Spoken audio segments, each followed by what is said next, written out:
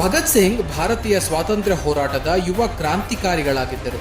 ಅವರು ಬ್ರಿಟಿಷ್ ಅಧಿಕಾರದ ವಿರುದ್ಧ ಕ್ರಾಂತಿಯ ಧೋರಣೆಯನ್ನು ಅನುಸರಿಸುವ ಮಾರ್ಗದಲ್ಲಿ ಮುಂಚೂಣಿಯಲ್ಲಿದ್ದರು. ಅತಿ ಚಿಕ್ಕ ವಯಸ್ಸಿನಲ್ಲಿ ಸ್ವಾತಂತ್ರ್ಯ ಸಂಗ್ರಾಮಕ್ಕೆ ಧುಮುಕಿದರು. ಇಂತಹ ಯೋಚನೆಗಳಿಂದ ಬದಲಾಗಿದ್ದ ಭಗತ್ ಸಾವನ್ನು ತಮ್ಮ ಪಕ್ಕದಲ್ಲಿ ಇರಿಸಿಕೊಂಡು ಓಡಾಡಲು ಶುರು ಮಾಡಿದ್ರು. ಅಮೃತಸರದಲ್ಲಿ ಜಲಿಯನ್ ವಾಲಾಬಾಗ್ ಹತ್ಯಾಕಾಂಡ ನಡೆದಾಗ ಸಿಂಗ್ 12 ವರ್ಷದವರಾಗಿದ್ದರು. ಅಲ್ಲಿ ಬ್ರಿಟಿಷ್ ಪಡೆಗಳು ನಿರಾಯುಧ ಭಾರತೀಯರ ದೊಡ್ಡ ಗುಂಪಿನ ಮೇಲೆ ಗುಂಡು ಹಾರಿಸಿ ನೂರಾರು ಮುಗ್ಧ ಜನರನ್ನ ಕೊಂದು 1000ಕ್ಕೂ ಹೆಚ್ಚು ಜನರಿಗೆ ಗಾಯವನ್ನ ಉಂಟು ಮಾಡಿದರು. ಈ ಘಟನೆಯು ತಕ್ಷಣವೇ ಅವರನ್ನು ಭಾರತದ ಸ್ವಾತಂತ್ರ್ಯಕ್ಕಾಗಿ ಹೋರಾಡಲು ಪ್ರೇರೇಪಣೆಯನ್ನ ಮಾಡುತ್ತೆ.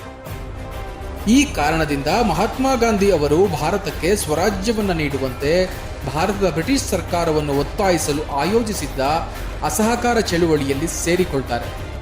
ನಂತರ ಕೆಲವೊಂದು ಕಾರಣಗಳಿಂದ ಗಾಂಧೀಜಿ ಆ ಚಳುವಳಿಯನ್ನ ಹಿಂತೆಗೆದುಕೊಂಡರು. ಇದರಿಂದ ಭಗತ್ ಸಾಧಾರಣವಾಗಿ ನಿರಾಶೆಗೊಳ್ತಾರೆ. ಈ ಸಂದರ್ಭದಲ್ಲಿ ಭಾರತೀಯ ಪ್ರತಿಭಟನಾಕಾರರು ಹಿಂಸಾಚಾರದಲ್ಲಿ ಮುಗಿಲಿದ್ದು ಸುಮಾರು 25 ಬ್ರಿಟಿಷ್ ಪೊಲೀಸ್ ಅಧಿಕಾರಿಗಳನ್ನ ಕೊಂದು ಹಾಕ್ತಾರೆ.